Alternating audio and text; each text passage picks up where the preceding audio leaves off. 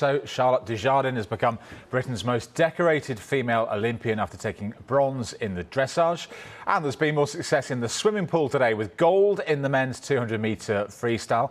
Matt Richards was part of the victorious quartet.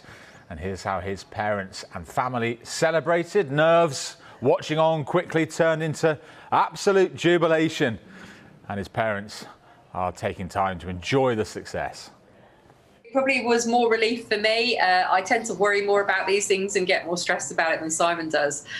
Just because, I just don't want him to be upset, and there was such a lot of expectation and pressure on that particular race. It's the other guys in the team, and you feel for them and their families too. So the overwhelming emotion for me was initially was relief, then utter joy, and yeah, just almost disbelief, really, isn't it? I don't know about you. Yeah, euphoric is there's only one way to describe the emotion as they touch the wall, and then knowing what they're like, chuckle to myself because I know one of the first things they will have said to themselves is they were 300ths away from the world record, and how frustrated they'll be with themselves, which is a mark of the young men that they are and why they're doing so very well in such a hard sport. Well, training as an Olympic swimmer in a pandemic was certainly difficult. So Matt and his parents came up with this inventive way to get around it: a paddling pool that fills the garden and a bungee cord.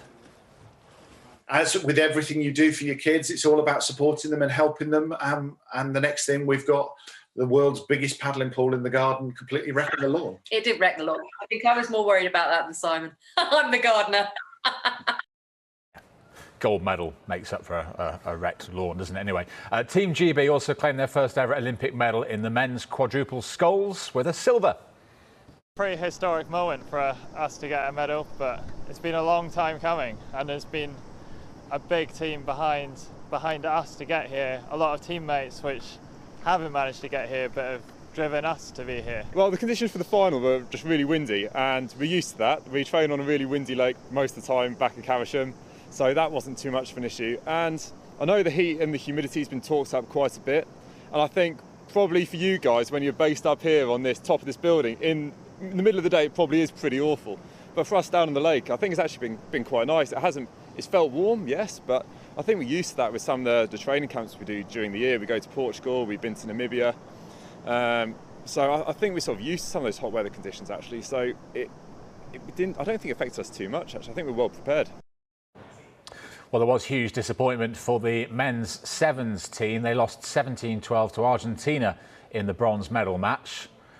Team GB won silver in Rio, but after losing to New Zealand in the semi-finals, they suffered a second defeat early this morning. Fiji beat New Zealand in the final, and they retain their Olympic title. Featherweight boxer Karis Artingstall is guaranteed at least a bronze after reaching the semi-finals. They take place on Saturday. We'll see how she goes at the weekend. Andy Murray's hopes of a fourth Olympic medal are over. He and Joe Salisbury are out of the doubles after defeat to the Croatian pair of Marin Cilic and Ivan Dodig in the quarterfinals. The British duo looked on course for the last four when they took the first set of the match, but they lost the second on a tiebreak. And then Croatia took the first to 10 match tiebreak 10 points to 7. It was a close encounter, wasn't it? Liam Brody's Olympic journey is also over. He lost in 3 sets to France's Jeremy Chardy. Brody was at a late call-up to the Olympics, and he lost 7-6, 4-6, 6-1 in a match that lasted 2 hours and 39 minutes.